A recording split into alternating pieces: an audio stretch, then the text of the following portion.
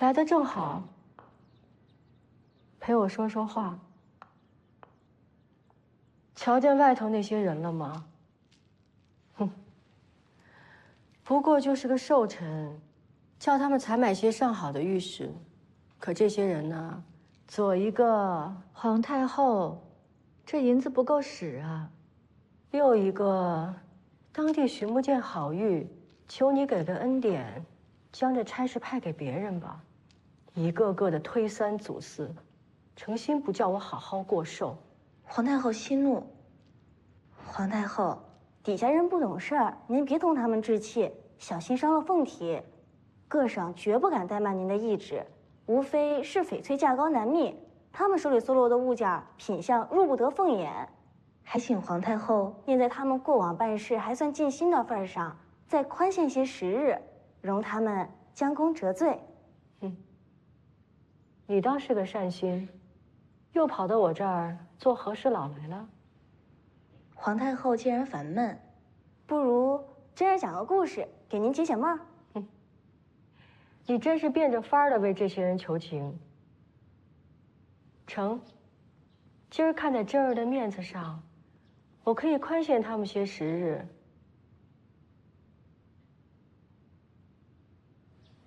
不过，你今儿要讲的这个故事，它既得是一个故事，又得是两个故事。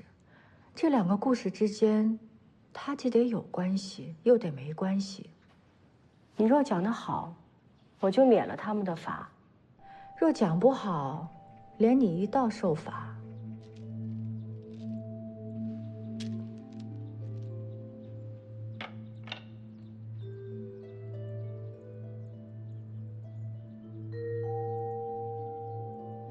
领旨。那真儿就给皇太后讲个乾隆年间的旧事儿。高宗皇帝爱玉成痴，常命西洋来的画师为他画玉器。画玉容易，画出玉的魂儿却难。西洋画师们对此叫苦不迭，有人就求到了孝仪纯皇后呢。当年她还只是令妃。令妃娘娘，救我，救我！令妃对这位画师的处境颇为同情，便教给他了一个法子。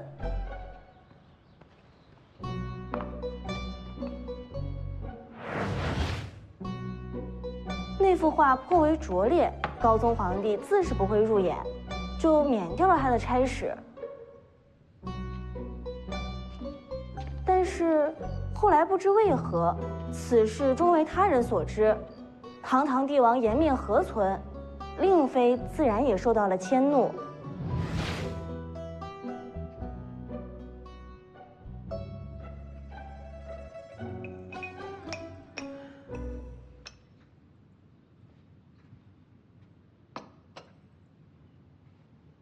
真儿，你刚刚讲的这个故事，它还只是一个故事啊。皇太后，容真儿慢慢往下说。令妃生性机敏，决定慢慢等待良机。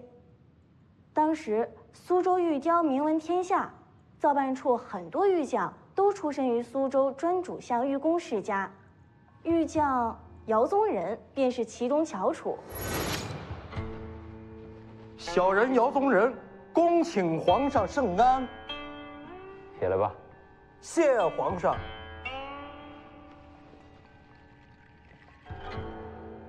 朕今天刚得了一件苏州上贡的双鹰耳玉杯，你也瞧瞧。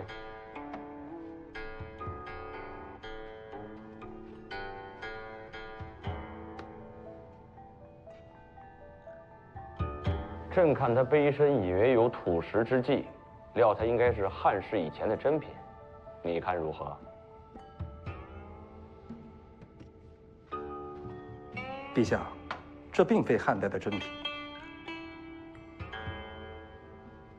此乃小人的祖父之作，何以见得？陛下，您看那杯身的气痕，只因此处玉料有瑕，亦被看出端倪。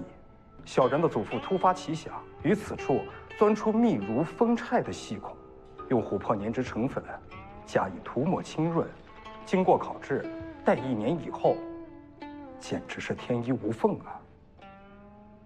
大胆！陛下恕罪，小人失言，这真是小人祖父的独门秘籍，小人又怎敢欺瞒陛下？拖出去！令妃到。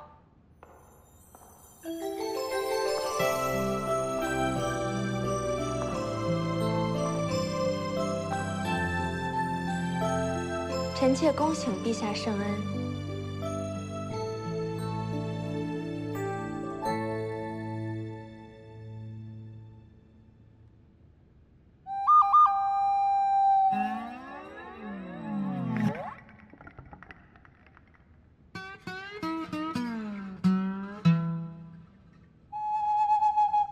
皇上，你要示意我平身啊！卡！于再早，你搞什么？导演，是陶教授忘词儿了。导演，实在对不起，不好意思，我没事，没关系，没关系啊。陶教授，这就跟您平时录节目是一样的，您不用紧张，放松一点啊。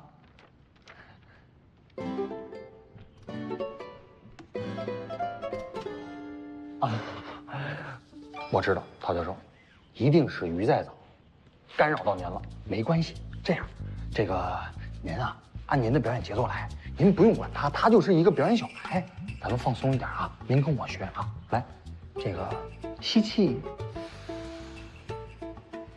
呼气，吸气，呼气。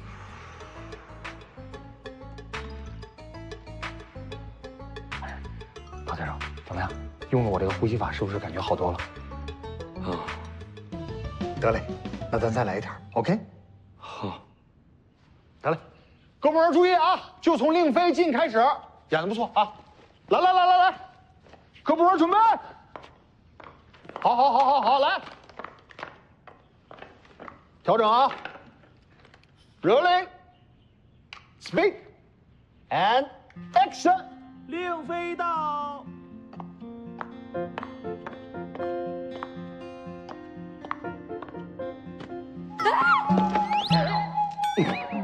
哎呀，看，不是于再早，你对不起，导演，这花盆底太难走了，你再给我一次机会，肯定能走好。好啊，那个小心一点啊！蓉，你快看我头是不是歪了？来，快，该修，该补啊！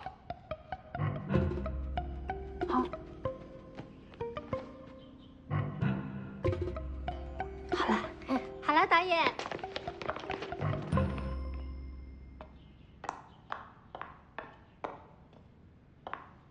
快 ，and action！ 臣妾恭请陛下圣安。起来吧。你怎么来了？臣妾听闻玉将触怒龙颜，臣妾斗胆向陛下谏言，且恕他这一回吧。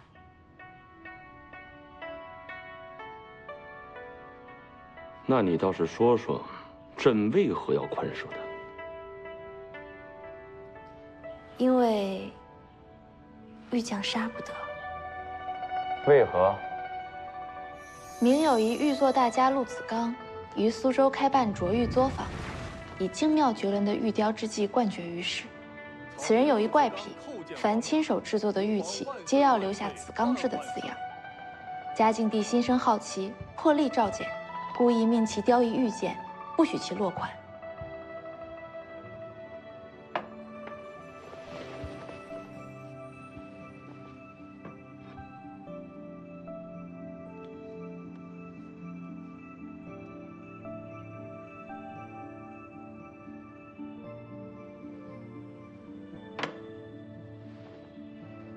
陆子刚，草民在。朕命你再雕琢一玉器，但不得有子刚制落款。草民领旨。陆子刚回去后陷入了苦思，他曾立下誓言，在每一个亲手完成的玉雕上落款，令刻者之诚永彰于后世。可如此一来，便违背了圣旨啊！日升月落，时光飞逝，交玉之期近在眼前，他突然灵光一闪，开始埋头雕刻。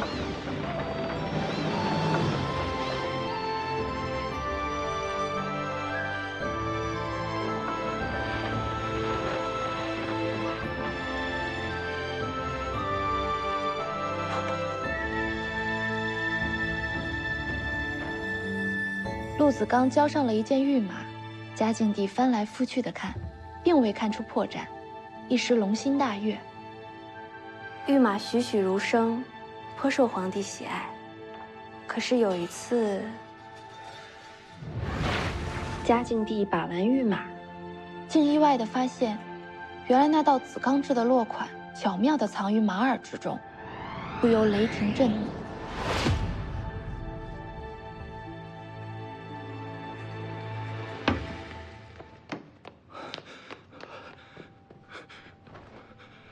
草民陆子刚，叩见皇上，吾皇万岁万岁万万岁！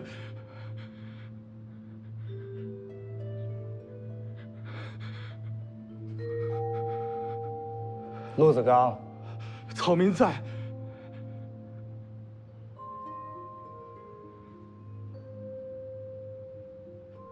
哈哈哈哈哈哈！真乃绝技也。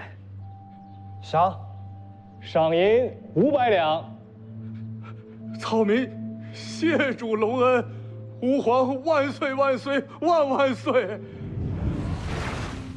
如此说来，朕要杀之，倒不如前朝皇帝心胸宽广了。当年明朝皇帝的宽宏大量，成就了一段千古佳话。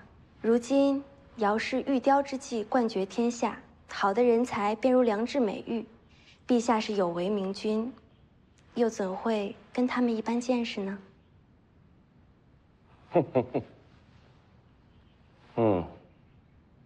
说得好。但治伪玉欺骗世人，虽技艺惊人，朕还是要防。就罚他照原样做一件玉碑。听好，差之分毫，朕都要降罪。姚宗仁，你可认罪？圣恩浩荡，小人感激涕零。臣妾谢陛下圣恩。这犯下欺君之罪的姚家，陛下都能宽恕，可见陛下是多么圣明的君主，又怎会一直生臣妾的气呢？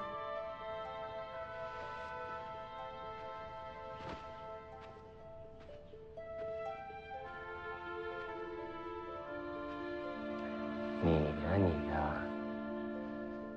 起来吧。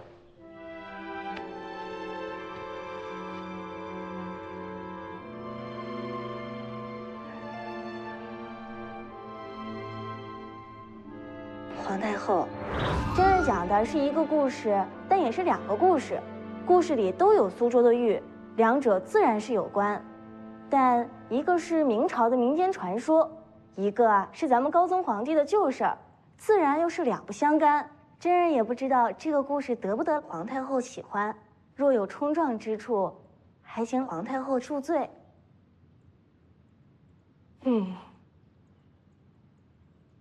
就这么着吧，叫他们都散了吧。我也做得有些乏了。跪安。谢皇太后。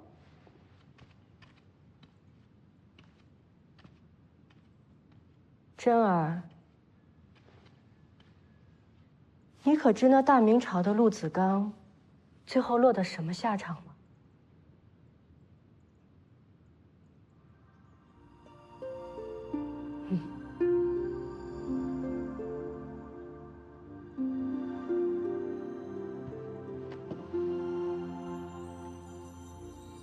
这就是我们刚刚提到的双婴儿玉碑，清代作品，现收藏于故宫博物院。玉碑两侧以童子为耳，2童皆面带微笑，手扶碑沿，脚踏祥云，造型十分俏皮可爱。明代宋永兴《天工开物》有云：“良玉虽极精实，工巧则推苏峻。”地灵水秀的苏州孕育出了杰出的玉匠，无数精美的玉器成为皇室珍藏。一代代的流传下来，紫钢制也只不过是其中的一个缩影。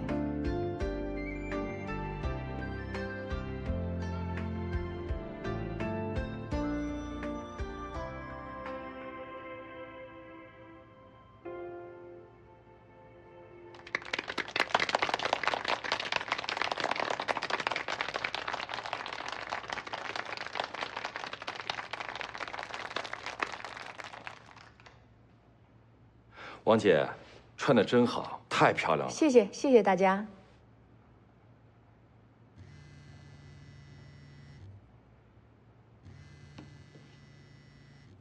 啊，对不起啊，我接个电话。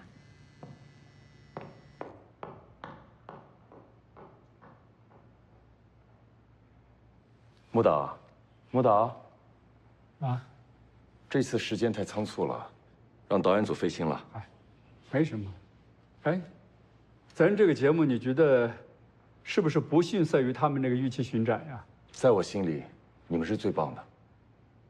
都是大家的功劳，况且剧本写的不错呀。再接再厉。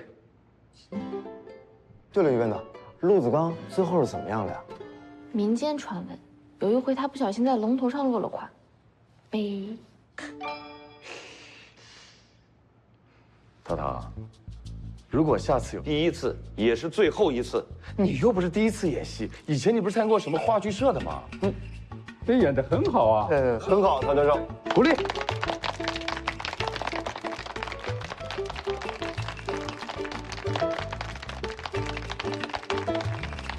还有下一次。嘉莹呢？哎，不是于编导说他全权负责通知的吗？我好像忘了。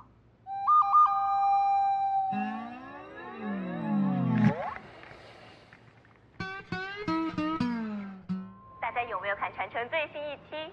我也是第一次看了这种奇葩节目，讲个玉器而已，故事里面套故事再套故事，想必很多见多识广的观众朋友们都被这种套娃式的设计给震惊了吧？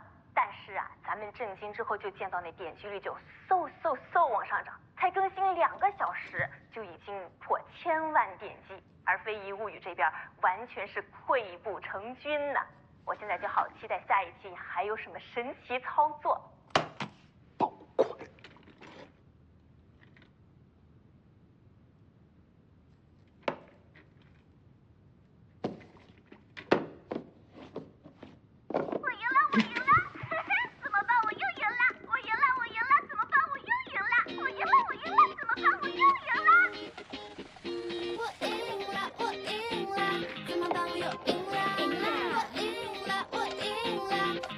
谁进来的？给我查！混蛋！不实用，不实用，小白脸，小白脸，不实用！哎呀，好了好了，干嘛那么暴躁呀？对要我说，你就没必要跟他们针锋相对，咱们各做各的节目不是挺好的吗？我凭什么呀？我构思了3年的节目，我呕心沥血构思了3年，刚要动手，他捷足先登了，他还拉走了投资商，我凭什么退让？我还告诉你，大家公平竞争，该做什么题材我就做什么题材。我非但不让，我还要一个一个节目跟着他干，唱拼一下唱。我一个节目跟他们一个节目干，一个节目加一个节目的投钱，我用钱砸死他，打死他！哎，哎，哎！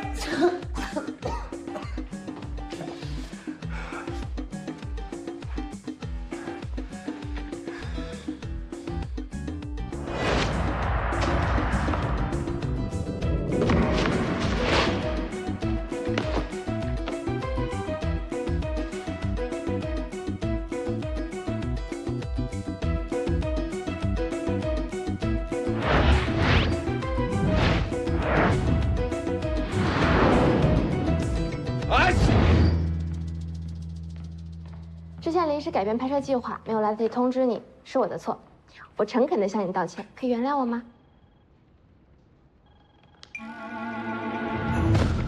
你说能不能？能不能？能不能？能不能？我我郑重的向你道歉，你能原谅我吗？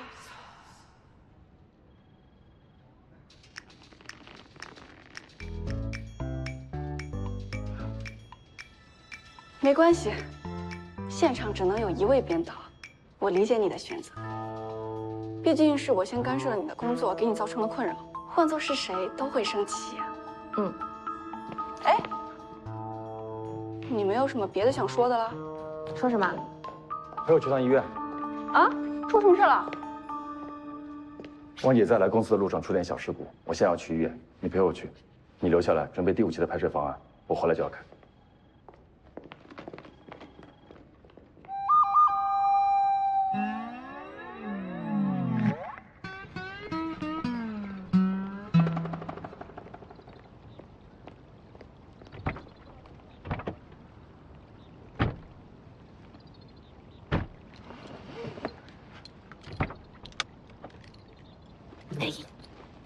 你怎么来了？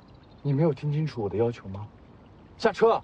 顾总，拍摄方案我昨晚2点发到你的邮箱了，请问我可以蹭个顺风车一起去看望汪姐吗？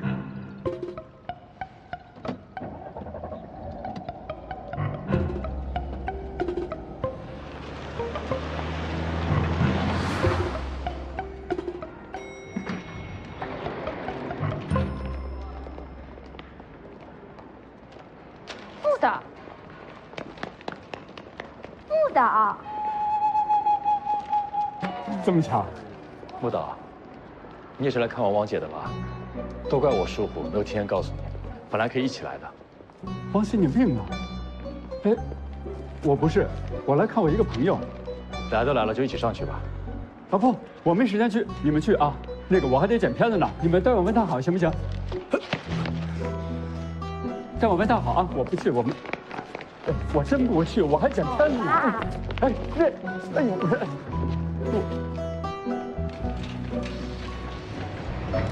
我真得剪片子。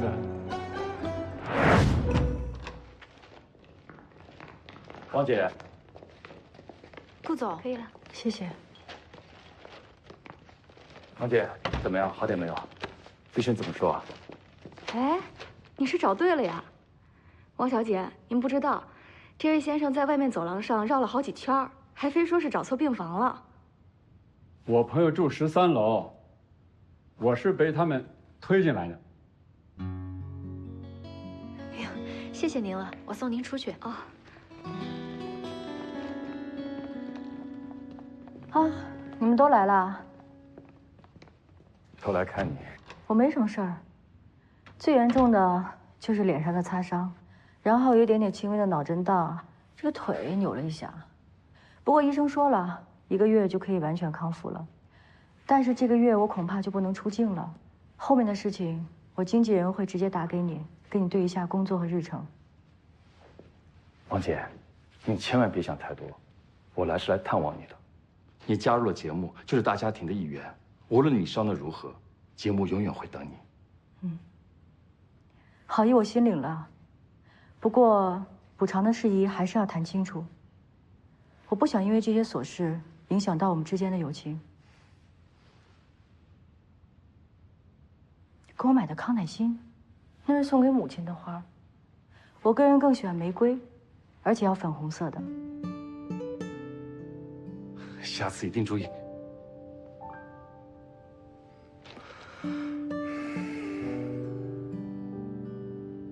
哎，那个肇事司机呢？司机呀，应该已经在派出所了吧？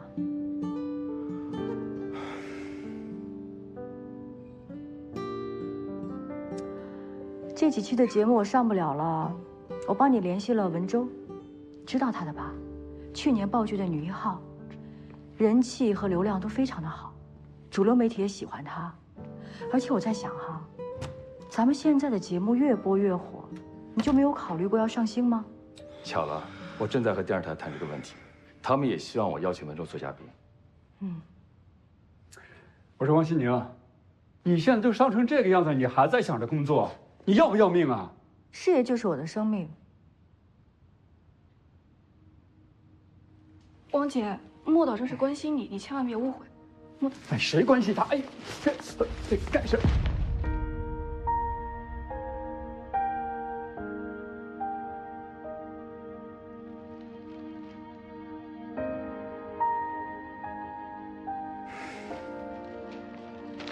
你这个人嘛，看一眼都是多余的。我还要剪片子呢，走了。木头。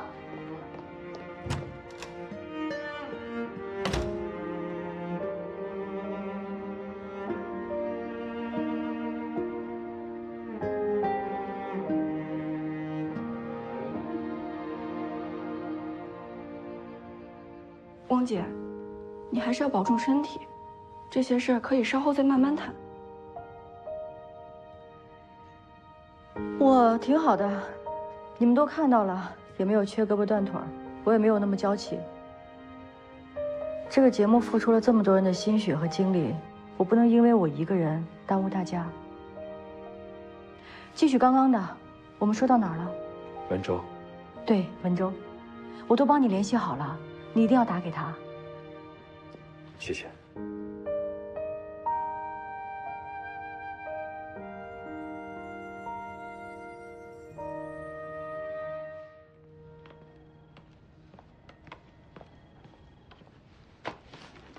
于编导，文件还给你。于编导，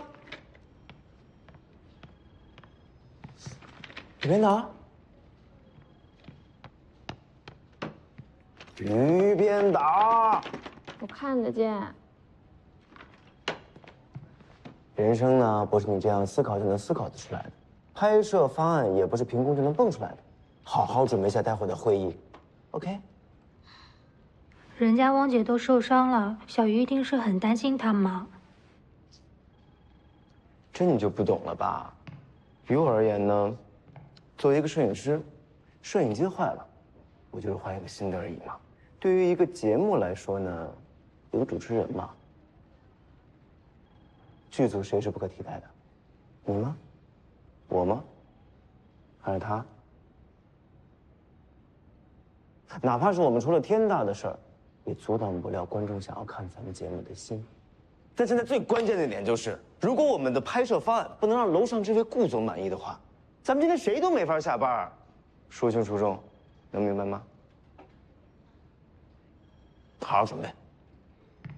谢瑶，下班之后有时间吗？我？嗯哼。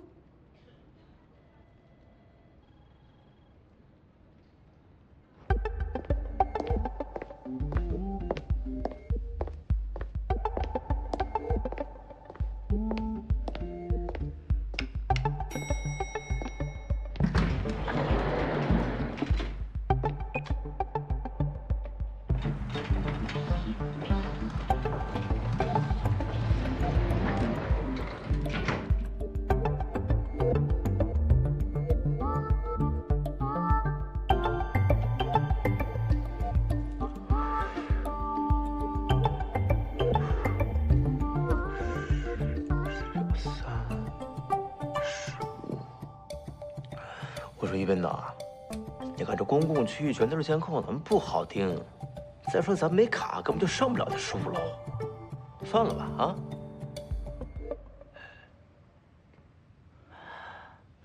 人呢？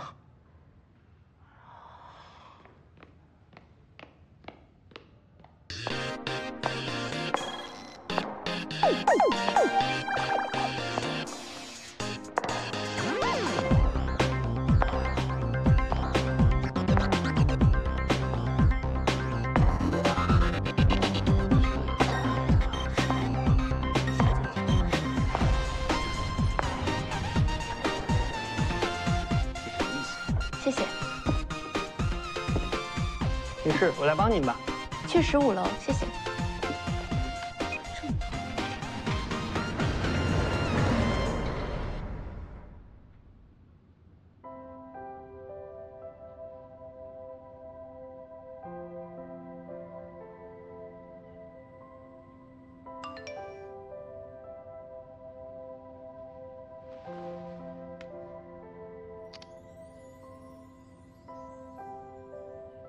宁宁，你坚持要离婚，妈妈就死给你看，你可别后悔。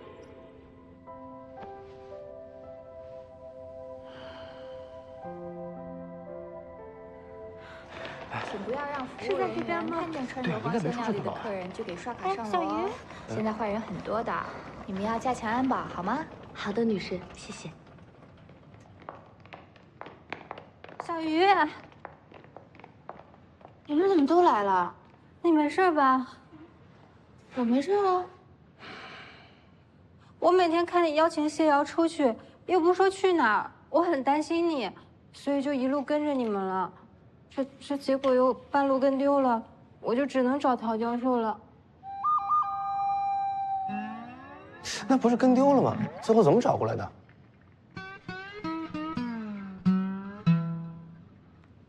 早知道我就不同意你在我手机里装定位了。啊，这是为了让你下班乖乖回家，不是像今天这样到处乱逛。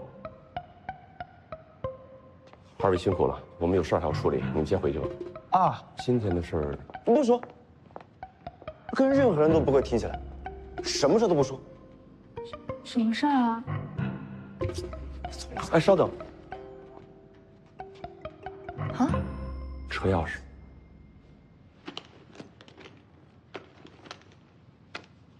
太晚了，赶紧先送叔叔回家。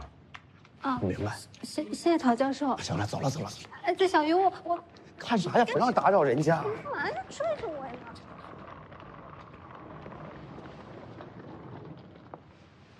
徐再造，假设盛琦真的是幕后黑手，你卷入到这场离婚官司里，就不仅仅是麻烦。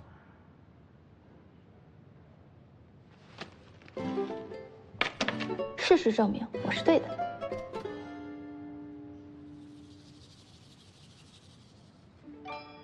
想要帮王姐，必须按照我说的走。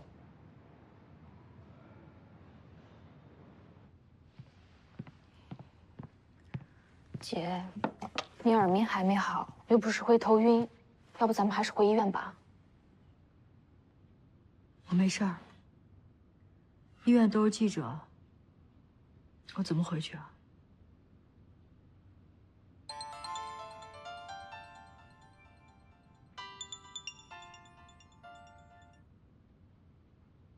喂。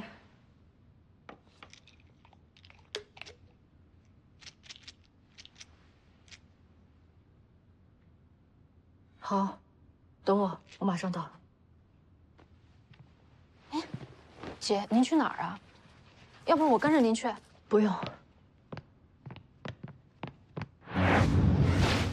王姐，你出车祸以后，于再造非常担心你。这里有一些照片，里面的内容颇为惊人，或许可以帮到你。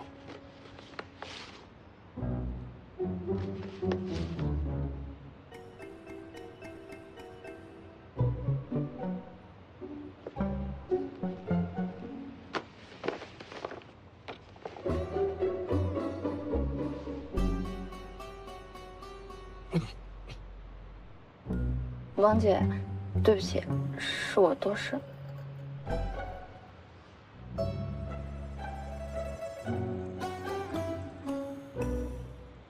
盛琦，他要跑了，不能再让王姐受伤了。你干嘛去？哦对，这家伙是个危险分子。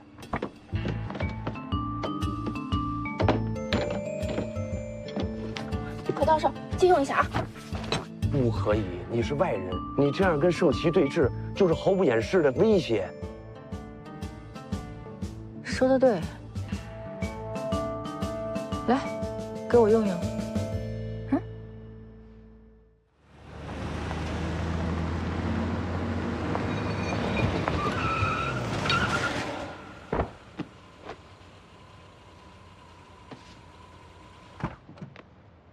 嫂子，您这是做什么呀？我跟他有些家事要聊，你先走吧。嫂子，您再这样，我就报警了。报啊！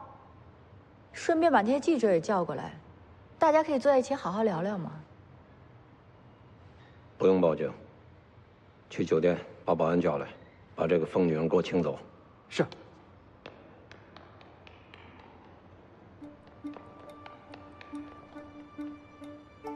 汪西宁，你到底要干什么？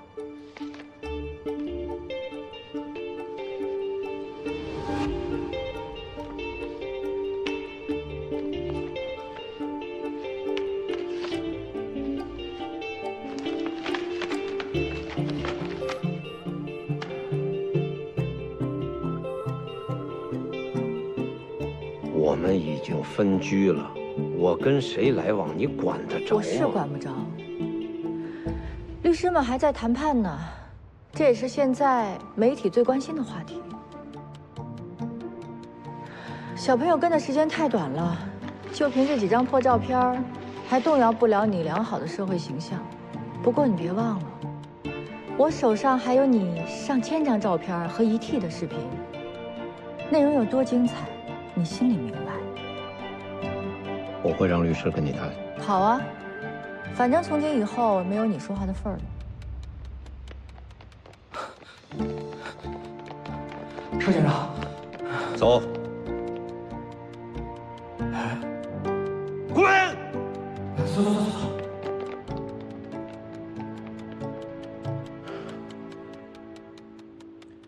你什么目的？我儿子，我不希望我儿子长大以后，在网上看到有关他生父的丑闻。我不希望他在旁人异样的目光中长大。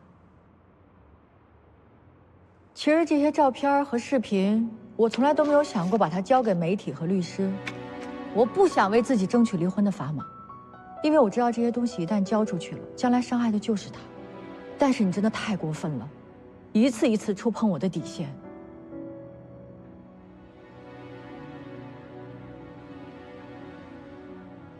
你提条件吧。明天我会把默默接到我的身边，我方律师提出的离婚条件，你必须无条件的答应。还有就是，如果以后再让我看见你身边那些乱七八糟的人在我眼前跟着我，后果你懂，懂吗？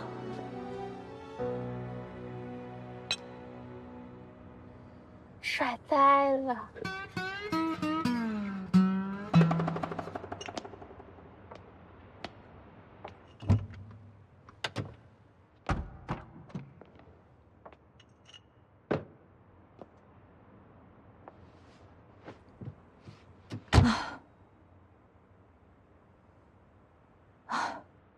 哎呀，今天是个好日子，我觉得我们应该去喝一杯。嗯？难道不是吗？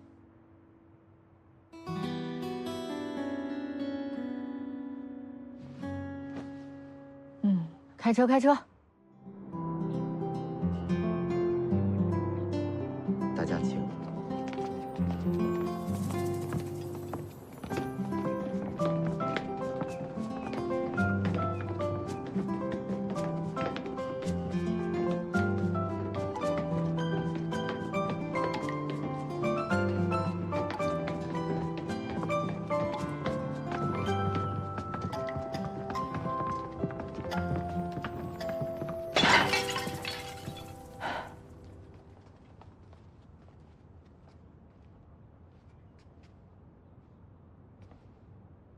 这些是刚刚冷却完送过来的仿钧窑的作品，本来成品率就低，杨万老师要求很高，如果他不认可的，一律砸碎，是不允许被流到市面上面的。杨婉，采访的时间到了，别让人家久等了。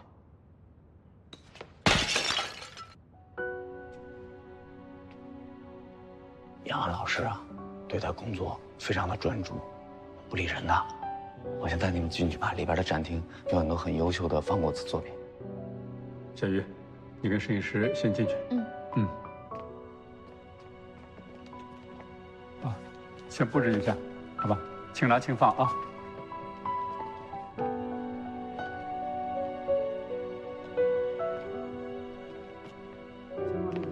这不是作秀的呀。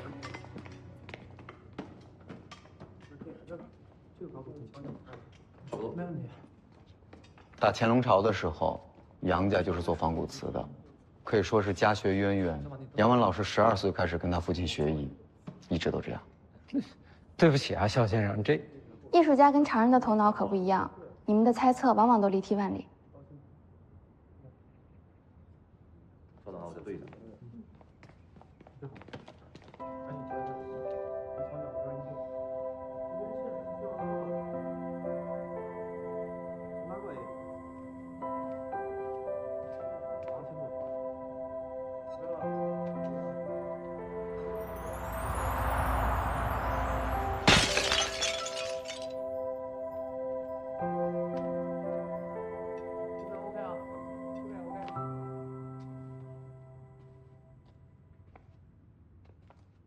听汪姐说，萧先生是大学教授，那您是研究古代瓷器方面的吗？其实我是学数学的，跟他的专业没什么关系。哦。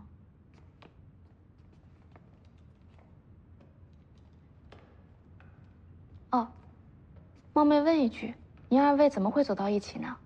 好多人都好奇这个问题。我和他算是青梅竹马吧。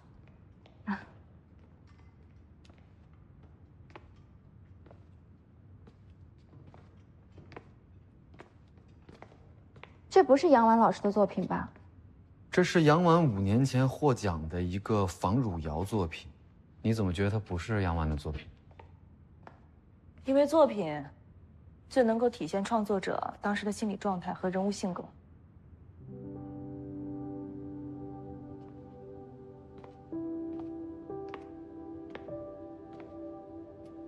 你又把采访的人丢在那儿了？王希宁本来就是你的朋友，你去接待最合适。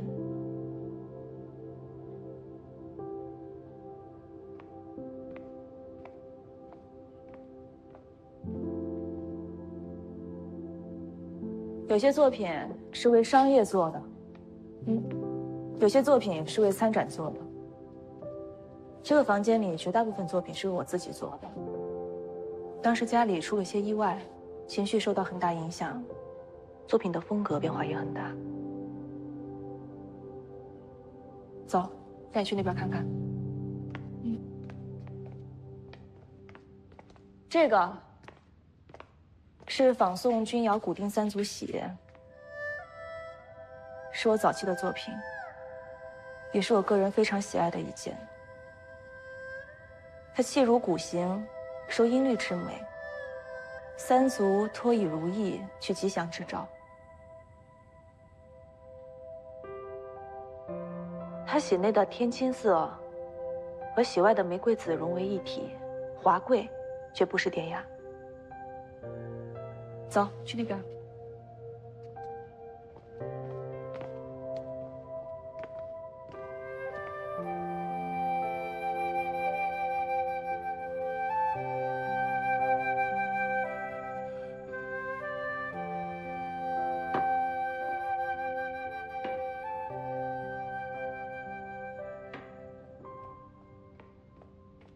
导演，您的开水给您加好了。好，放那边，谢谢。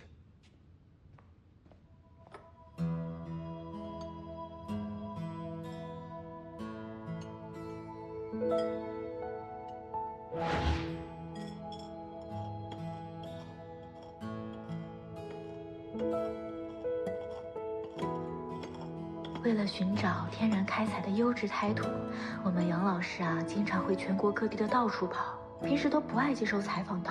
你们已经是非常的幸运了。是吗？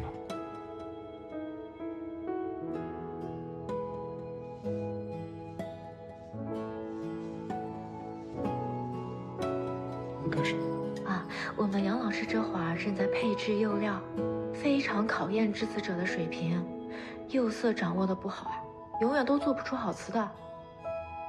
是汝窑啊，但杨老师好像对仿钧窑更为精通。谁说啊？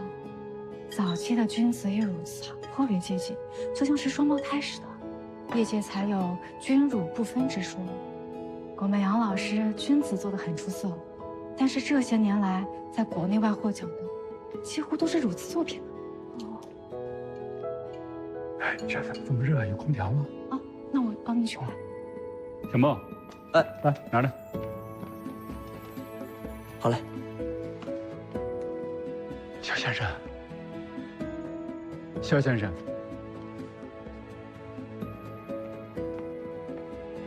这我们什么时候？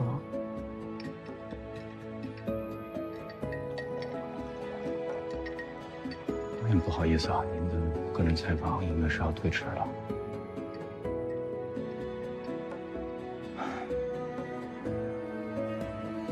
这样，我们可以谈。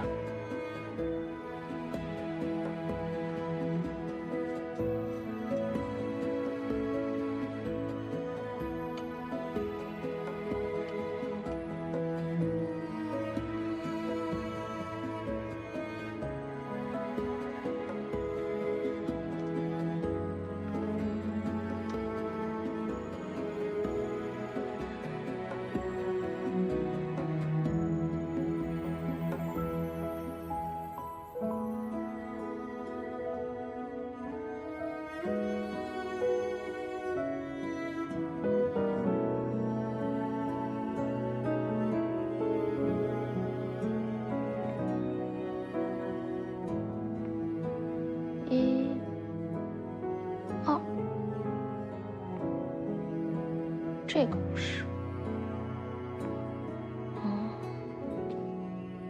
3。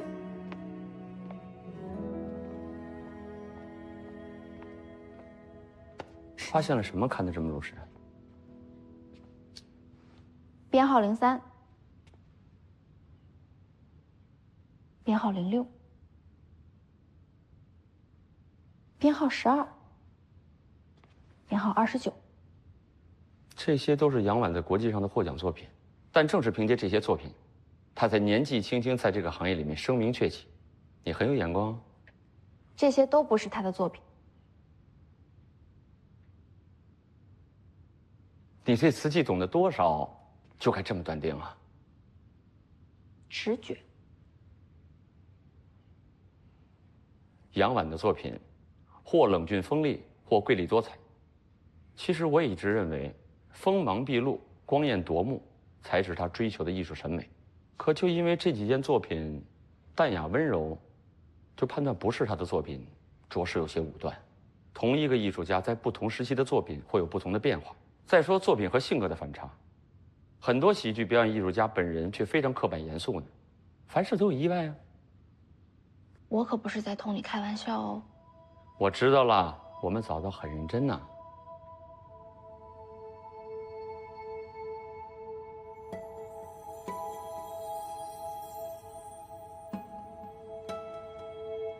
啊，好了，回去做正经事吧，走吧。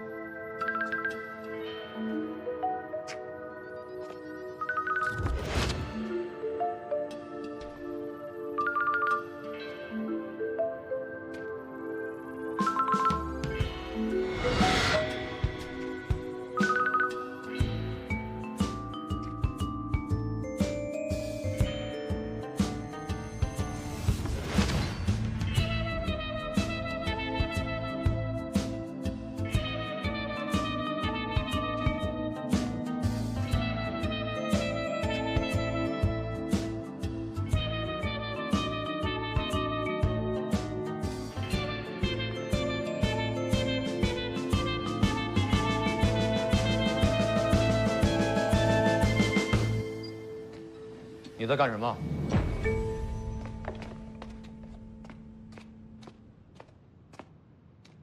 你在干什么？我……原来你在这儿啊！还找你呢。肖先生，好久不见。唐教授，他是您朋友啊？于编导是我的好朋友，他拍摄的时候总喜欢四处走走看看，寻找一些拍摄灵感。还希望你不要介意啊。我的太太呢，就不喜欢别人在工作室里面到处乱走，而且这是一个放杂物的地方，又脏又乱，没什么好看的。如果你想到处走走，我可以陪你到处看看。肖先生，能请教您一个问题吗？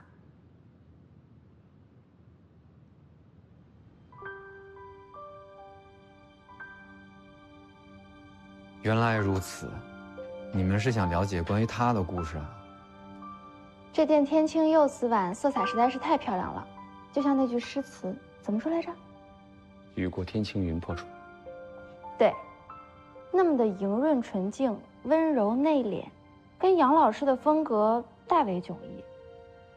他应该更偏向与此同时期的那件作品才对吧？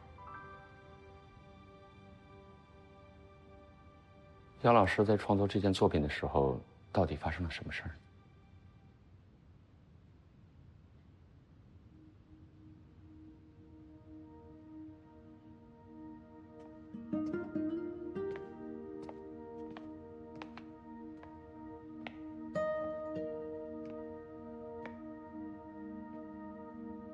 我给你看个东西。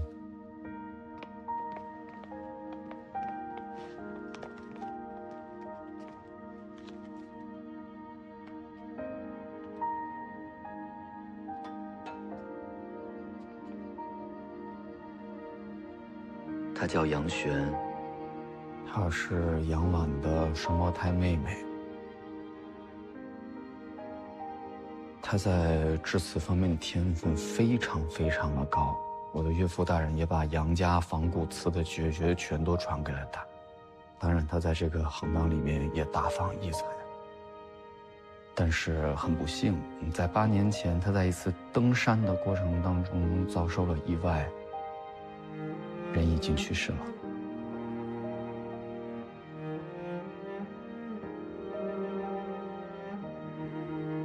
那件作品是杨璇创作的。肖先生刚刚说过了，杨璇小姐在8年前已经过世了。杨婉为了纪念小璇，也转向开始研究汝窑。她非常的拼命，她非常的。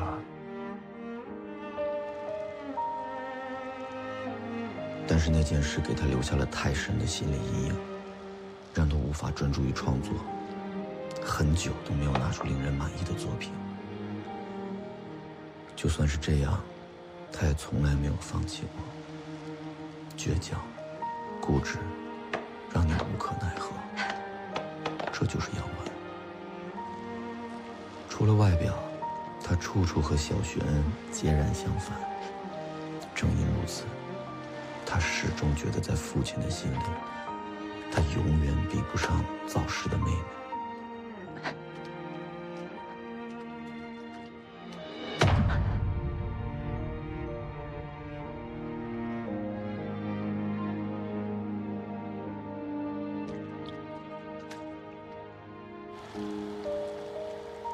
夏璇离开了之后，杨婉受的打击很大。那段时间成夜的不睡觉，把自己关在了工作室里。这件作品就诞生了。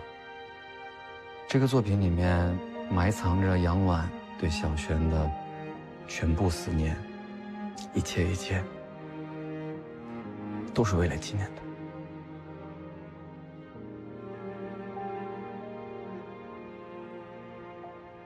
哦，我学校里还有点事，告辞了。多谢。那天他们是一起上山的吗？啊，你说什么？我说，真是个感人的故事呢。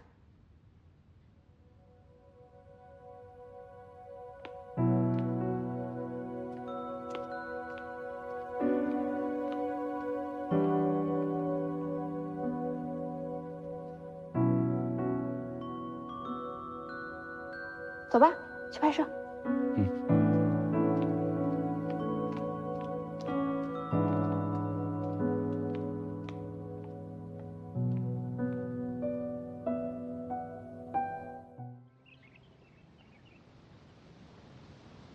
陶唐，到底接了谁的电话？不打招呼就走，这个人这么重要吗？哎，受人之托，家里寄养了只宠物，疲于奔命，没空陪你打球。宠物会打电话吗？我家的会。那我想见识一下，什么宠物啊？猫？比猫可凶猛多了。哎，对了，我有事儿求你帮忙。好了，明晚陪你打球还不行吗？那还差不多。阿卡，收工，今天到这儿啊。辛苦了，谢谢大家辛苦了。杨老师，您辛苦了。我想邀请您和所有的工作室老师一起吃个饭，不知道能否赏光。来给我。哦，对了，我还邀请了古瓷大师黄老先生。黄先生也在。嗯。我们确实也好久没见了。今天通告就别弄乱了啊。好的。那让我回家换身衣服吧，穿这个实在也不合适。行，那我们先过去。好，一会儿地址发给您。啊，叫上肖先生。行，走。一会儿你也来。哦。这边还有个架子。舞蹈，辛苦辛苦，一起吃饭。好。哎，小鱼，来你过来。搞定了。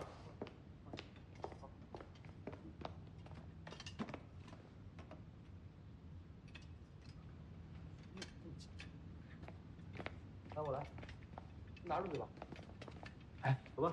我觉得这家很有意思，有机会跟他们聊聊，能聊出很多故事来。嗯，那您怎么不跟汪姐多聊聊，化解一下误会？打住啊！木导，汪姐昨天给我打电话约我喝酒，右腿伤口开裂了，又送到医院去了。该，喝不死的。小冉，你走吧，我再拍张照片。哦。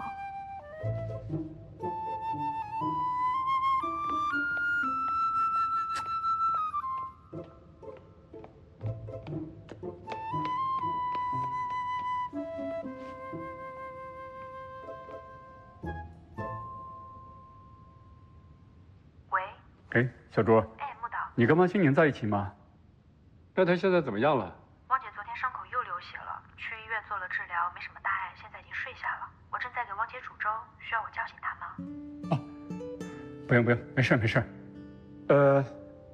我就是想问一下，你上次拍摄的时候那个雨伞是在哪儿买的呀？你发一个购买的链接给我，好吧？啊，好的，没问题，一会儿发给你。嗯，行，就这事儿啊，好，再见。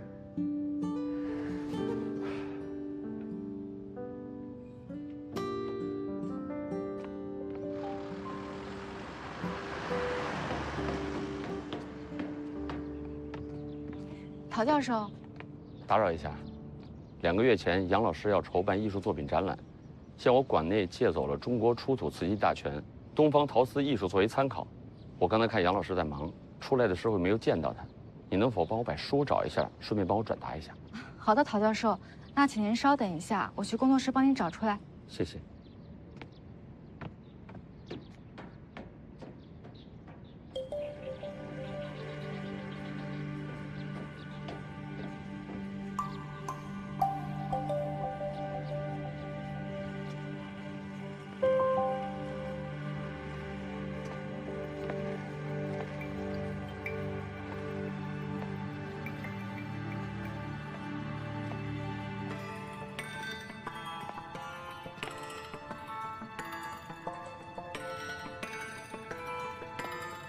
不想进去看看吗？我去知道。哦，闭嘴。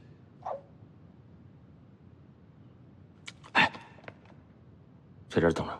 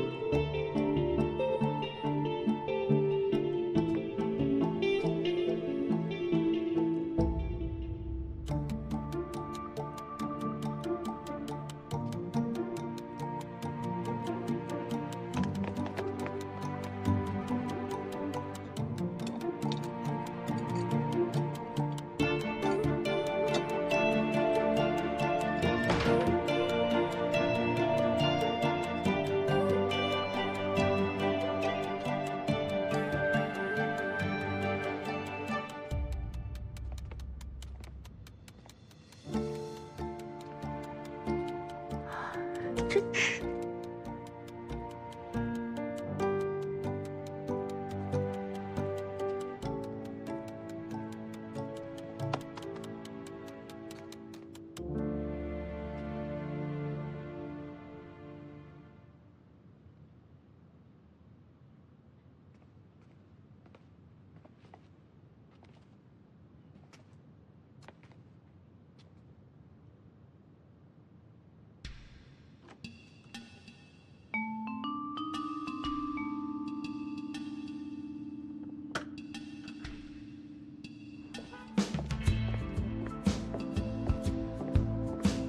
顾总，你怎么不进去啊？陶教授还没到，我在这等他呢。他有事儿，晚点来。于编导也没来呀？你说什么？他也没有来。我突然有个急事儿，你跟舞蹈说一声，杨老师他们来了，先应酬下。哦。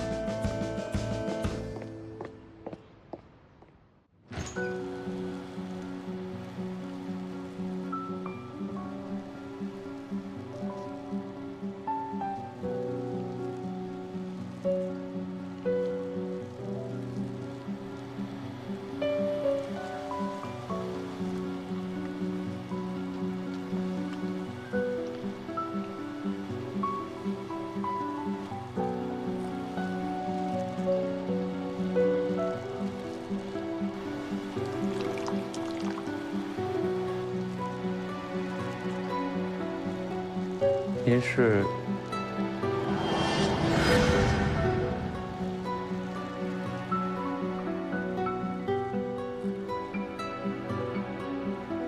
她叫小璇，她是杨婉的双胞胎妹妹，但是很不幸，在8年前，她在一次登山的过程当中遭受了意外。杨璇老师。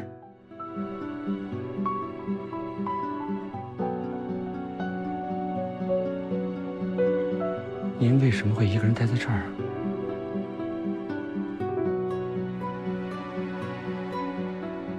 展会上的那些作品都是您亲自制作的吗？为什么用杨婉的名义发表啊？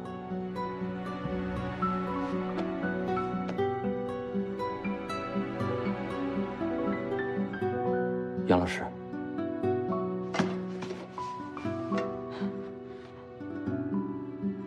您怎么了，杨老师？杨老师，杨老师，杨老师，你怎么了？杨老师，他没事，没事，没事，没事，我在。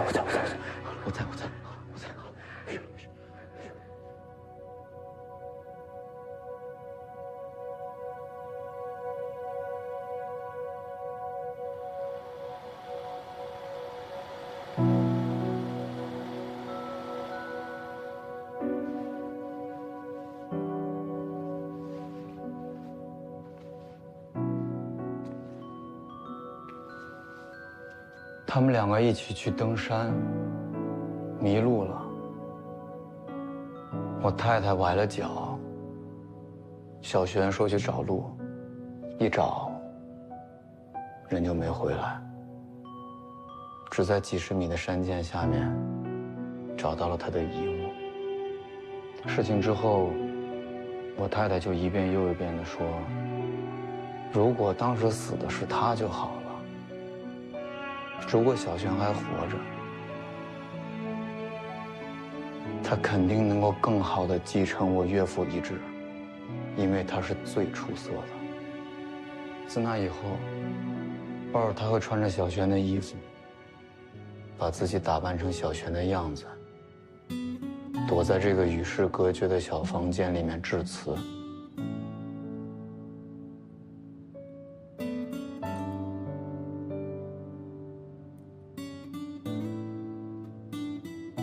等他醒了，我问他，他全然不知。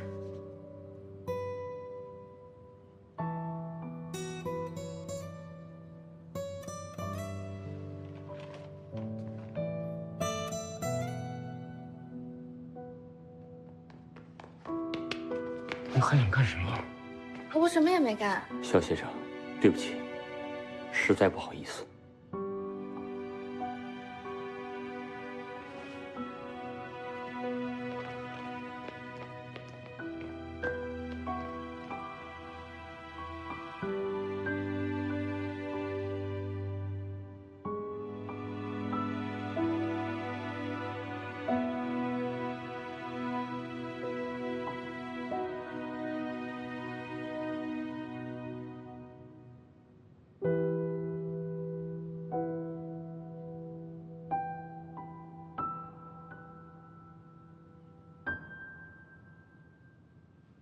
于再早，你是方觉派来的卧底吗？想尽各种办法来折磨我。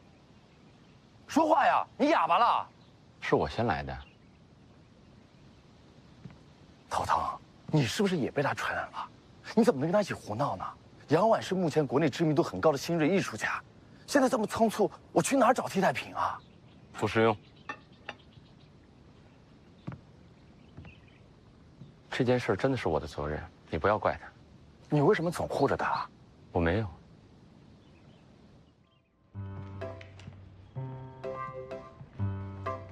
这个特别好用，你看他们现在打折呢。之前这家评分不错，带你去看。是吗？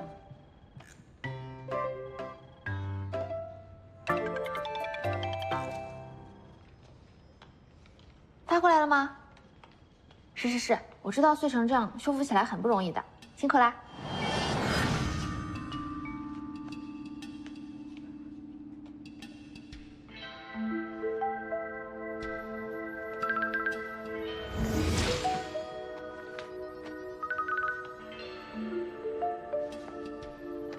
小鱼，待会儿还要开会呢，走吧，咱们赶紧吃饭去。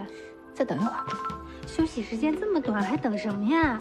走了，哎，手机。带你知道吧？现在有一家新的炒肉片特别好吃，我带你去。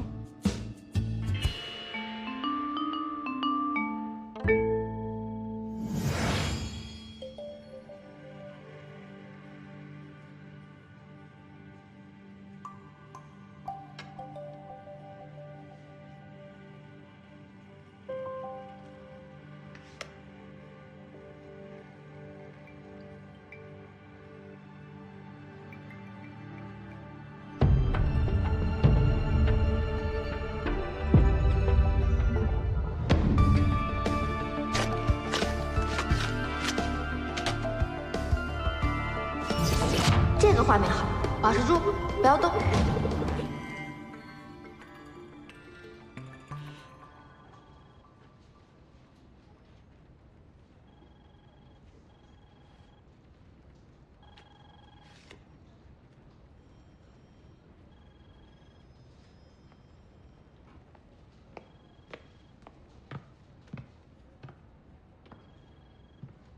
陶唐，我刚刚做了一个梦。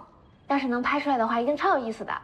不许拿艺术家编故事，不许无中生有，不许……知道了，不许挖人家的伤痛。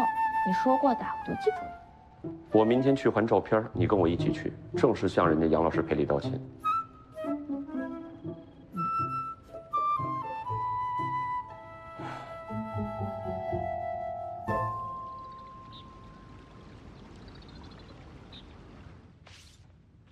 陶瓷，有了瓷器怎么能没有陶呢？这期就拍陶器吧。什么叫精细？先精后细，让观众把着你的脉，那叫俗套。上期我们做的是玉器，上期做的是瓷器。如果再做陶，画面重复感太强，不是最好的选择。我们的节目不光讲的是文物嘛，最重要讲的是非遗。其实大家可以把思路打开，帝王将相、宫闱秘史、江南才子、民俗文化，有什么不可讲的？文物就是历史。你进博物馆不拍文物，那拍什么呀？观众也会审美疲劳。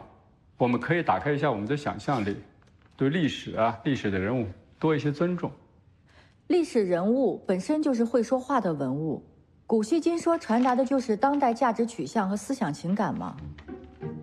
就像你这样的，没准千百年后被人挖掘出来，放在博物馆里，也可以成为后人的研究对象啊。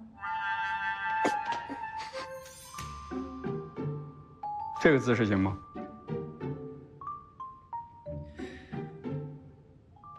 历史小剧场反馈很好，没有歪曲历史，不丑化正面人物，拍未尝不可。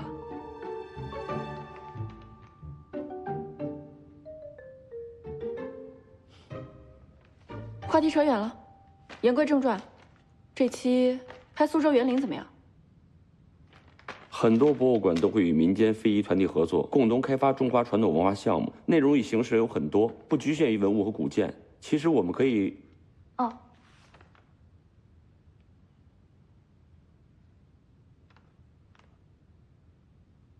于编导有什么高见？于再早，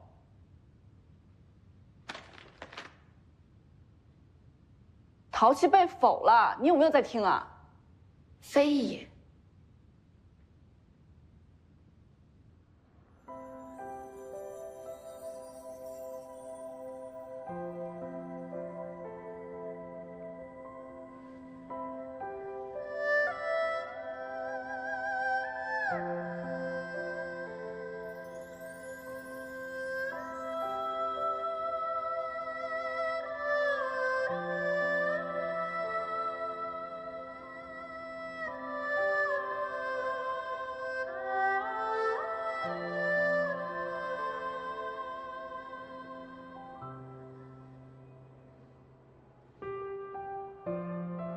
那个人干嘛呢？怎么在博物馆里跳舞啊？国风舞蹈团主要研究的是中国古典舞，可是流传至今的舞蹈资料太少，中间还曾出现过断代，只能根据现存的文物、壁画、拓本、文字记载来复原。今年苏州文物展开展礼也请来了他们做舞蹈演出。他们是想从文物中复原舞蹈，你自己亲自看看不就知道了吗？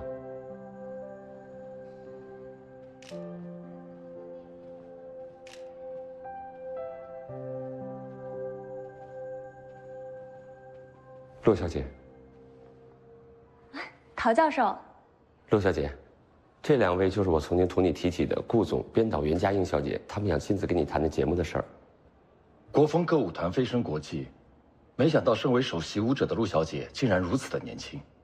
顾总过奖了，你们的事情陶教授已经同我说过了。从我的角度来看，国风舞蹈团的孩子们正处于应该专心练舞的时候，这个时候参加当红节目的录制，恐怕会影响他们的日常训练。陆小姐，我们的节目不是哗众取宠的娱乐节目，平时的拍摄也会根据你们的时间来安排，一切以你的意见为主。陶教授给我看过你们的节目，可以看得出制作者的用心和认真，所以我想，如果时间允许的话，我们可以配合拍摄。感谢。陶陶，我刚才看到一个很有趣的歌舞基友。啊，陆小姐，这位是编导于再早，你很喜欢的几段戏中戏都是他创作的，我早就想为你们介绍了。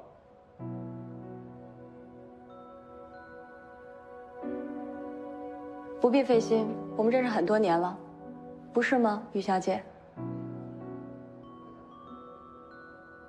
飞宇，陶教授，很遗憾，我可能要辜负你的一番好意了。一个半途而废、对人对事都毫无责任感的人，竟然在贵公司担当重任，恕我无法信任你们，另请高明吧。陆小姐，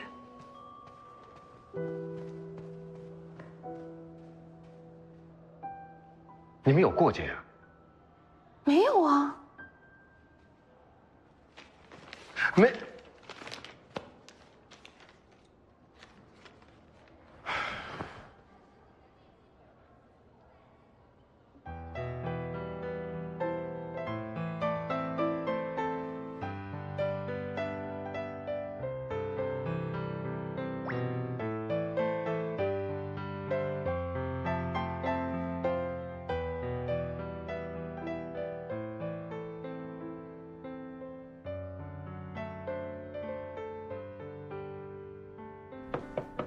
于编导，为什么陆飞宇一眨眼的功夫就改变主意了？请你告诉我，你们之间到底有什么过节啊？为什么他一见到你转身就走？没有过节。我不信。这期内容要做中华古典舞复原，他在这个领域他有奖有人气，我不想轻易放弃。这关系到整个节目组，你不能含糊其辞。我们以前一起学过跳舞。然后呢？没有然后。行，既然你不肯说，从今天起这就是我的项目。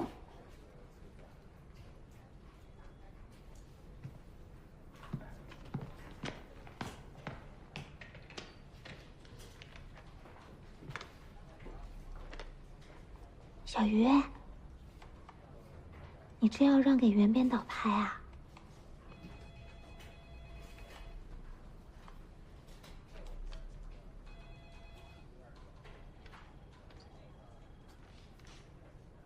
你是要一个人完成这期节目的编导吗？录制迫在眉睫，不能因为于再早一个人影响整个节目。这期请交给我全权负责，不论用什么手段，我一定会让陆飞宇点头参与录制。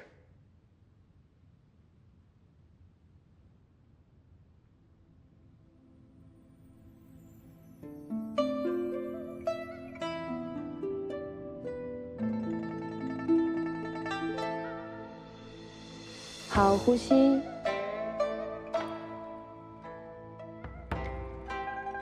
手的感觉，绕圆。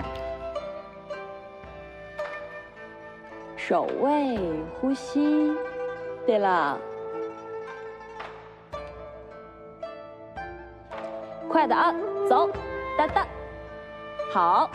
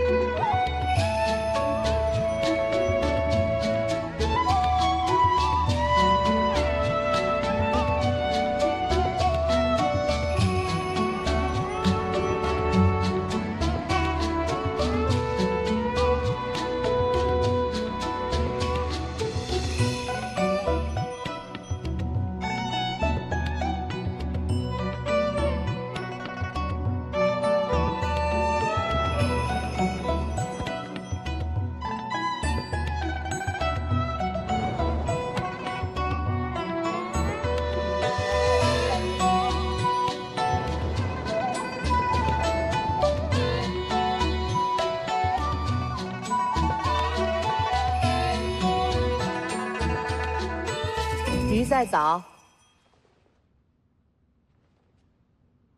我跟你说了多少遍，要理解人物比你跳舞的技巧来得重要。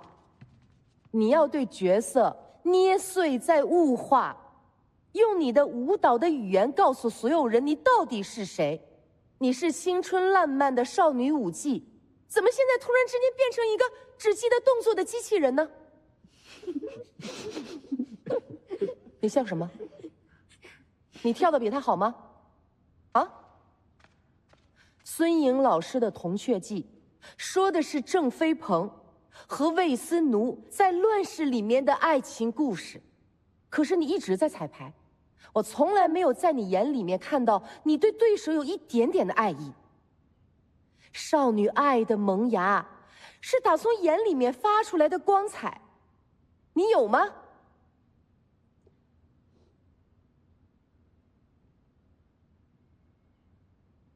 回去好好琢磨我到底在说什么。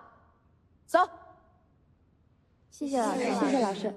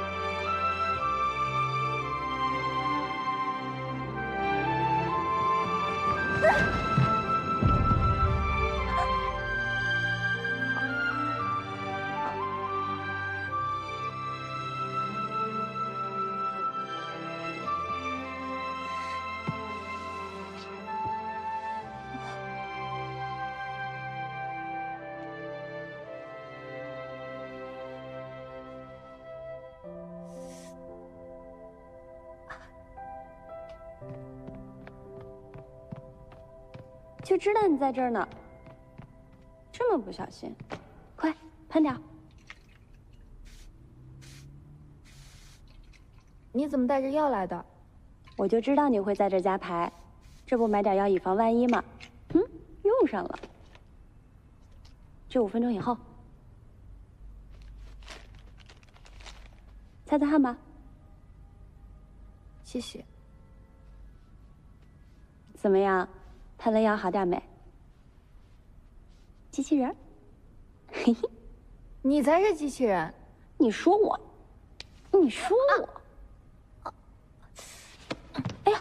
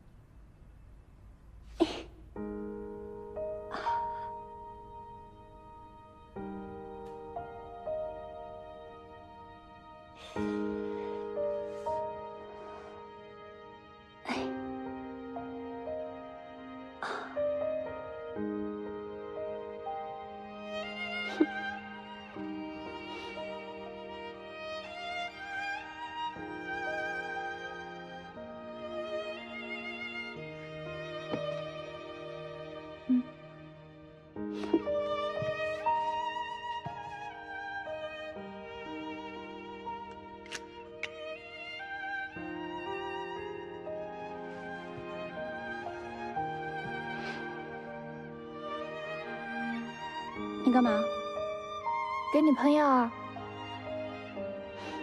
这是跌打药，不是外伤药，外伤不能用的。你要害死我？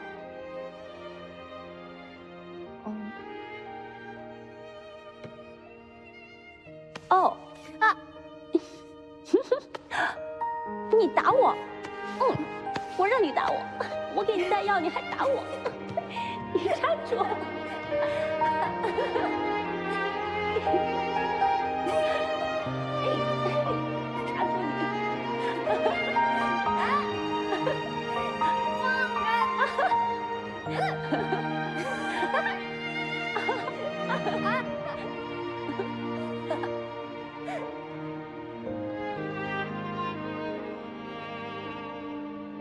！2、3、4、5、6、7、8，好停。我知道你们这里不是所有人都去过敦煌啊，咱们这个画就一直挂在这儿。我们也听过专家讲过敦煌飞天的要点，对不对？要形成多个 S 弯。我们的头与颈、身体与手臂，还有腿部动作都要形成多个 S 型，才能有敦煌的味道。来，你做一下刚刚那动作。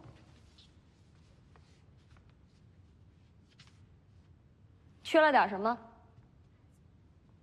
对，看啊，手的这个形一定要到头，这边也一样。对，胳膊肘要弯。好，头与身体的角度。好的，肩膀放下。好的，来收。大家休息一下吧，然后一会儿继续排练。是老师。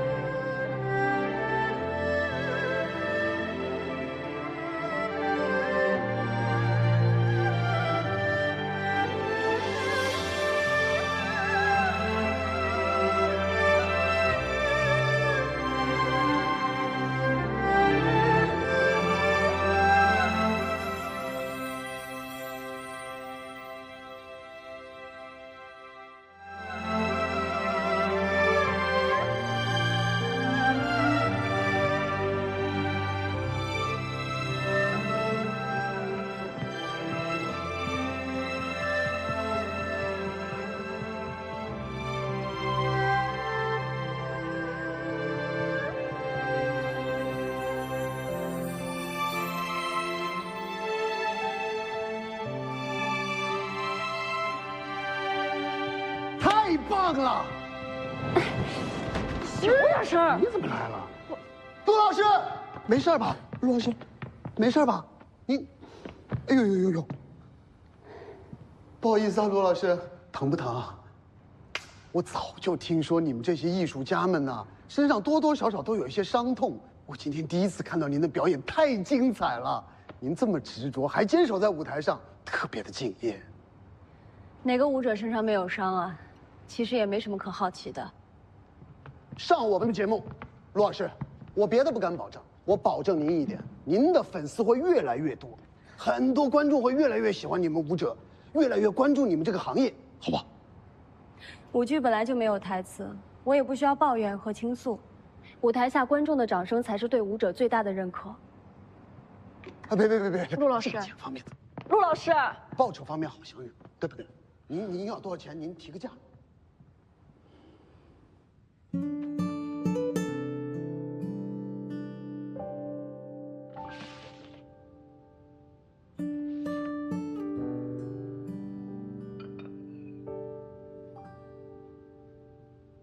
看来他们两个之间是非常要好的朋友。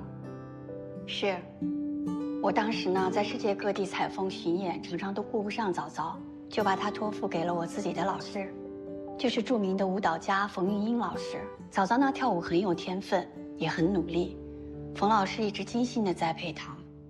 可是后来出了一件意外，从那以后，早早就离开了学校，再也不跳舞了。也是因为这个意外，让他跟陆飞鱼反目成仇了，是不是？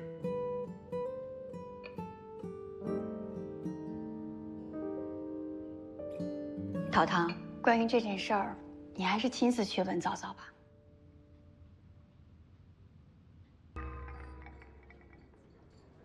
谢谢你了，曹教授。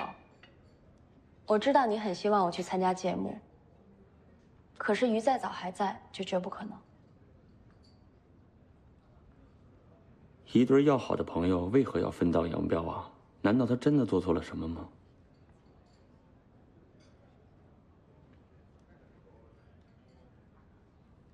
我可以告诉你，等你知道以后再决定是否该信任他。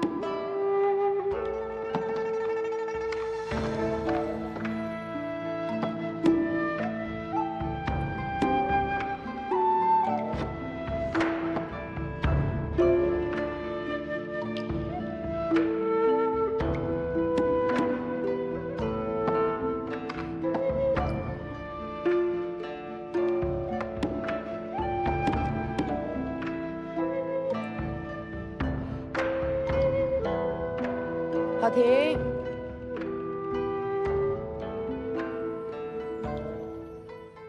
你去跳。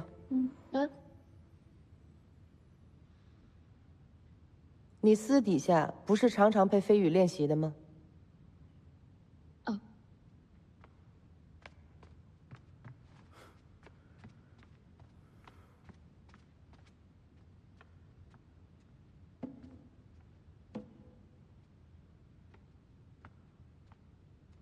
冯老师，我很努力的。准备好了吗？音乐，开始吧。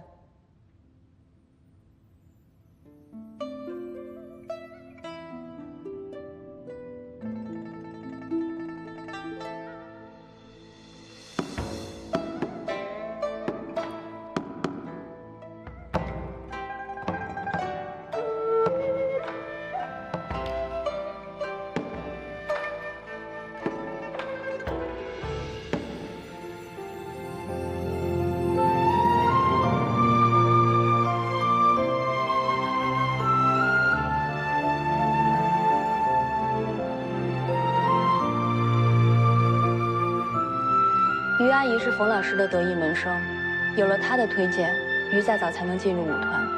练舞非常的枯燥寂寞，可他从来都不服输，拼命的学，拼命的练，很快就把嘲笑他基础差的那些学生们都抛在了身后。我特别佩服他那股韧劲儿，和他成为了最最要好的朋友。我们约好要一起复兴古典舞，一辈子就这么跳下去。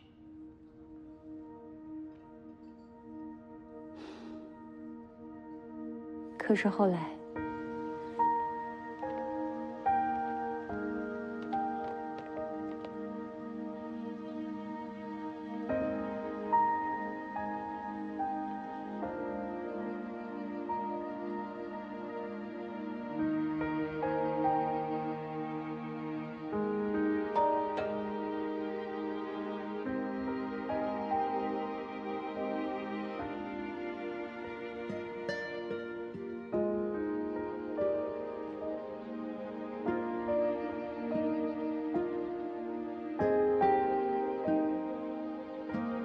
练舞需要日复一日的枯燥训练，我们这一行竞争又特别激烈，年纪小的孩子很容易心态失衡。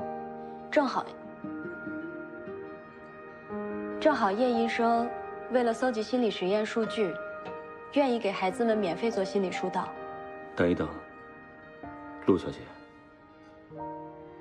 你的意思是说于再早爱上了那位心理医生？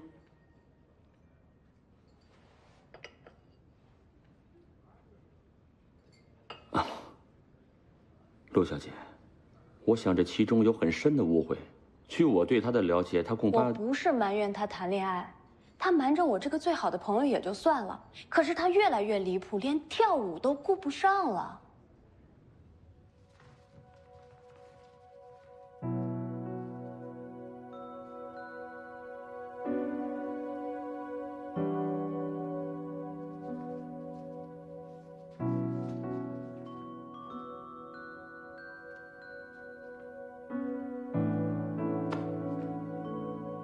一次次缺席排练，甚至重要的演出和比赛他都不来。我劝说了他多少次，他却置若罔闻。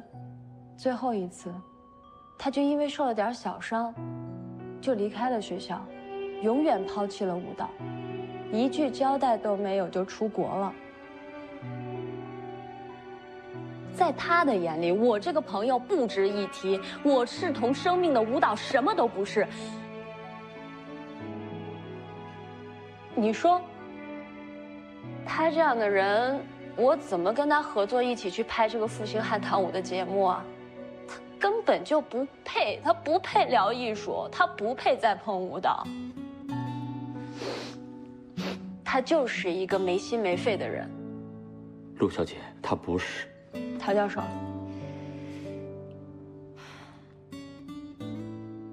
今天很感谢你，我也该回去练舞了。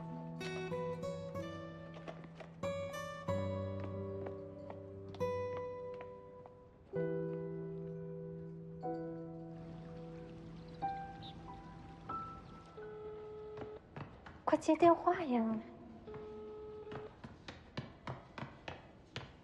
哎，最新的拍摄方案呢？于再早呢？穆导，顾总让于编导放假了，我一直在打电话，但他没接。我很快回来。这都什么时候了，放假？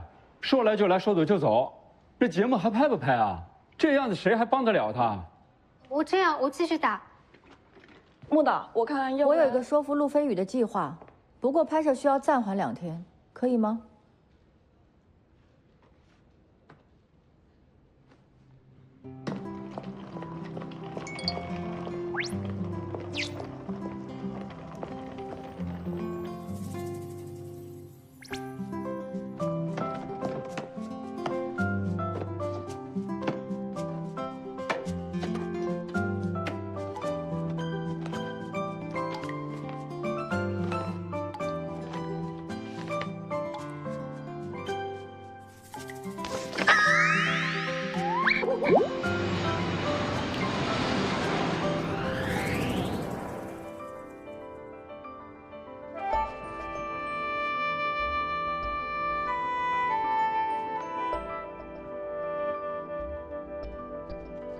3道弯。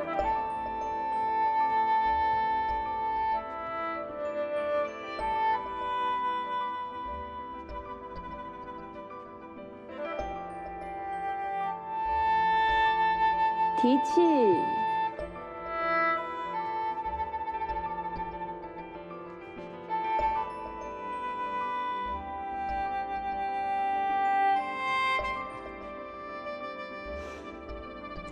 来，停。表情呢？强调多少次了？你们的表情呢？观众看到的不只是你们的舞姿，还有你们的台风啊，你们的表演啊！来，都回头看看敦煌壁画。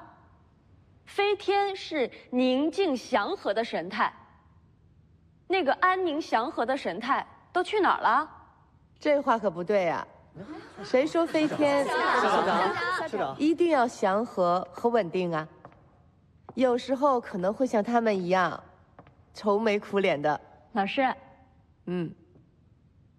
怎么啦？练习又超时啦？好吧，给你们半个小时休息，让他们去吧。校长都说了，那就给你们休息半小时。谢谢校长。去吧。走，快点，走。老师，您对这些孩子也太仁慈了。当年您对我们可不是这样的。是啊，我当年对你们特别严苛，尤其是你，跟于在早。老师，您怎么又提起这个人了？来，翻上看看。老师，飞天的临摹图已经差不多了，您何必要长途跋涉的再赶去敦煌呀？你看，我每次去敦煌，都会有很多新的概念。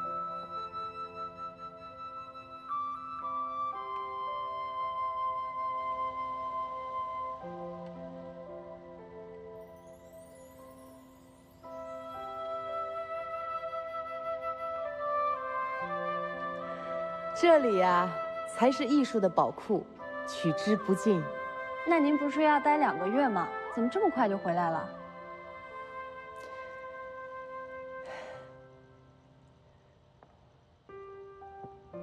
其实，我想问你，你从来都没有问过我，为什么于再早会离开学校，是不是？我自己长眼睛了，我看得见。老师，都说了不要再提他了。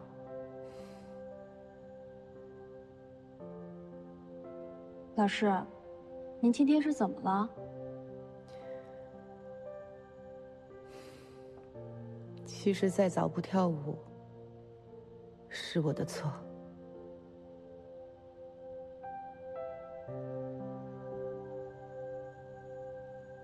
冯老师，早早，这位冯老师啊，也是我的老师，以后你就跟着冯老师学跳舞，好不好？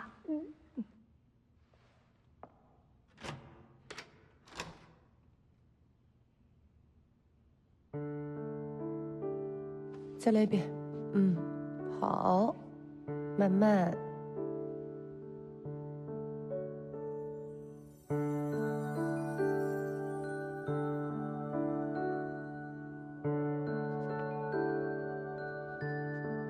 膝盖，撑腰，再直一点。头轻轻地看在这里，给我一点笑容好吗？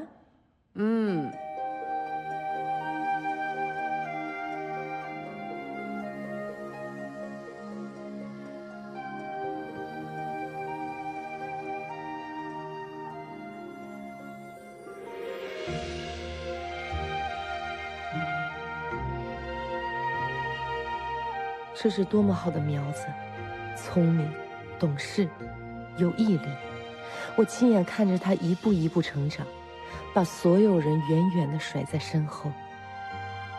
我那时候是多么的骄傲。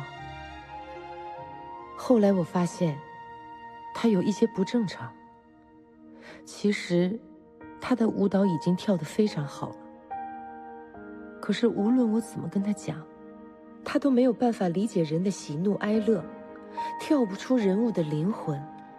就好像你很用心地去栽培一个苗，可是这个苗永远都不会开花。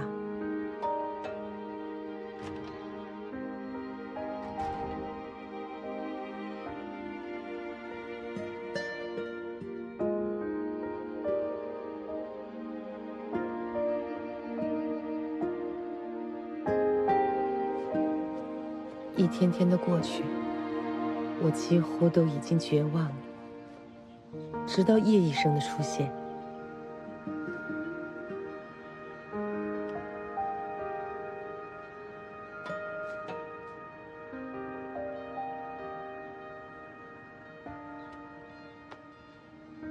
这个是我去年拍的。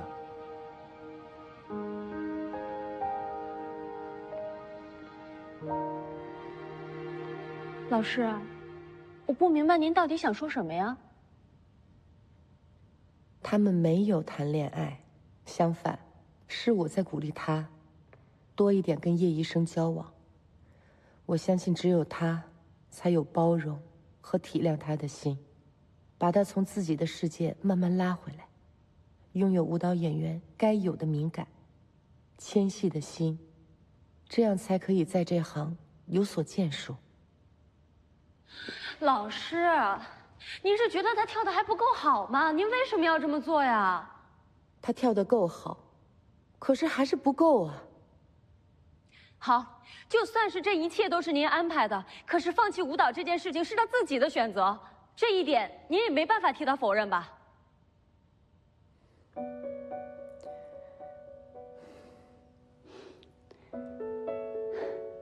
老师，我不想再谈了。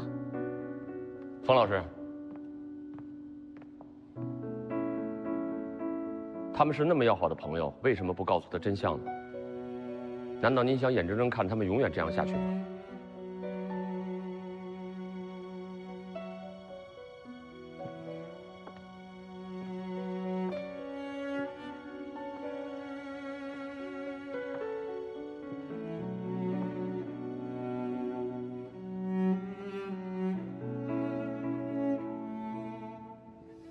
他放弃跳舞，我有不可推卸的责任。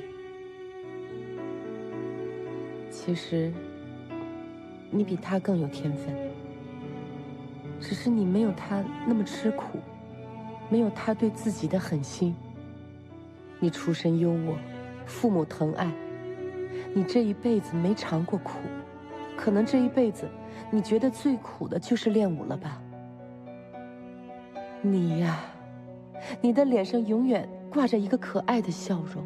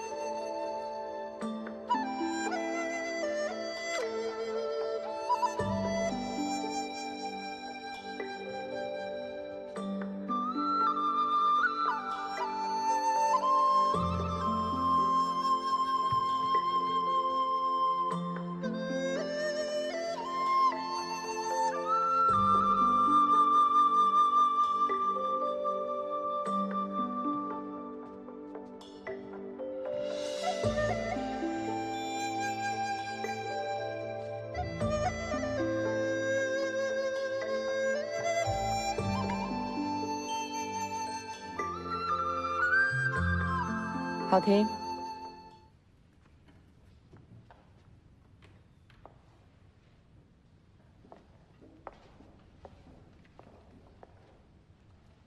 你们跳的叫《铜雀记》，是舞伎郑飞鹏和魏思奴的爱情故事。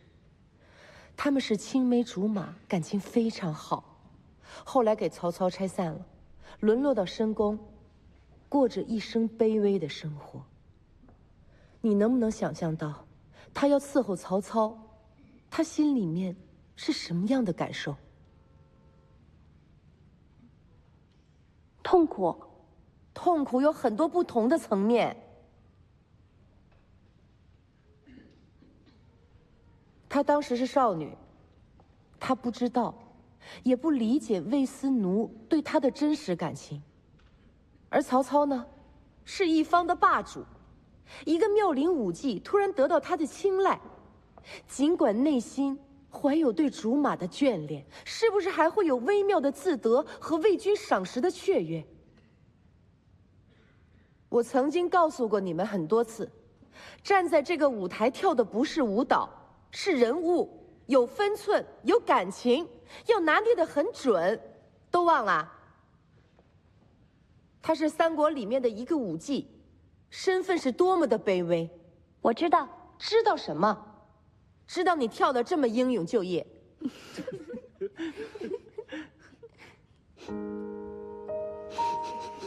还笑。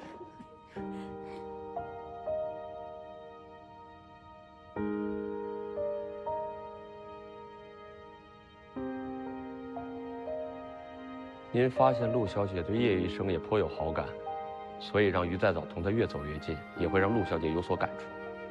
被暗恋的对象忽视，被最好的朋友背弃，对于她当时的年龄来说，感受到痛苦应该是理所应当的，对吧？老师，这都是真的吗？当我发现你跟再早这么好的苗子，我就决定把你们栽培成世人瞩目的艺术家，所以，我希望能激发你们的进取心。后来到底发生了什么事儿？于再早为什么会离开舞蹈学校？我本意是想帮助两个孩子，可我没想到这样的举动会刺激了另外一个人。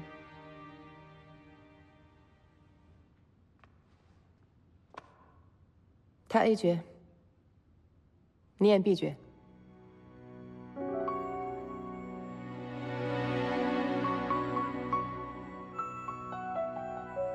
你去帮帮他吧。还愣在这里干嘛？去啊！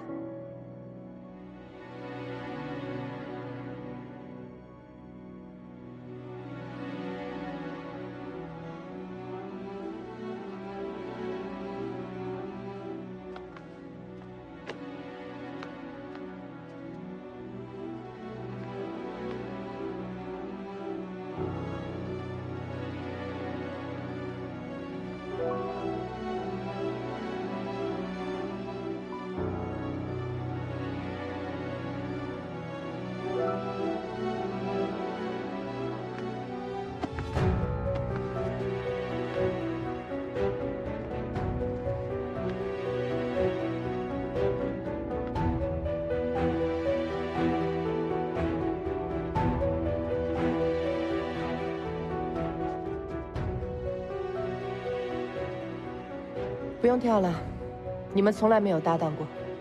我给你们2天时间练习，练好了跳给我看。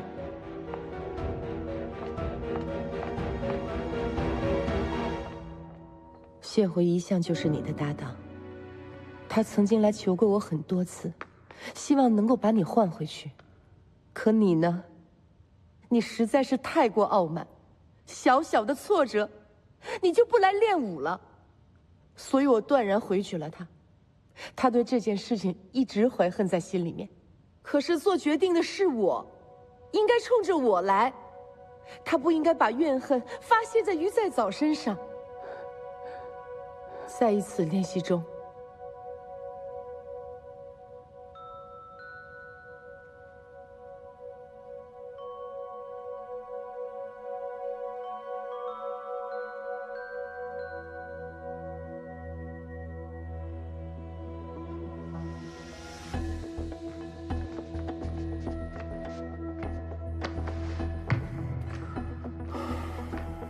再来一遍。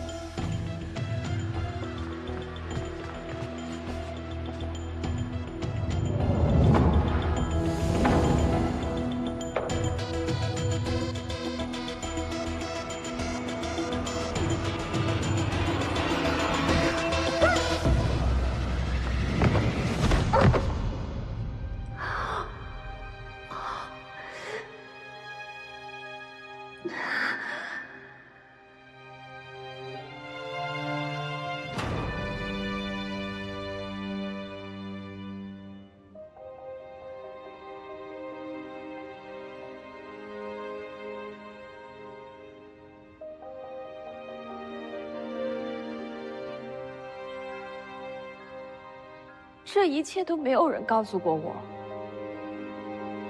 他们一直都跟我说，再早就是在训练的时候摔了一下呀，很快就能恢复的。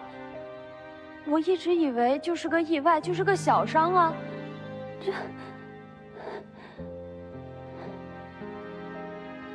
谢回的父母有上门赔礼道歉，他们求了很久。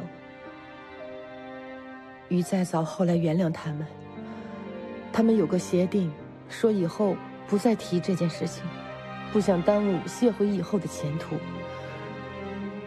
毕竟只是小孩的一个恶作剧，他没有伤害他的心。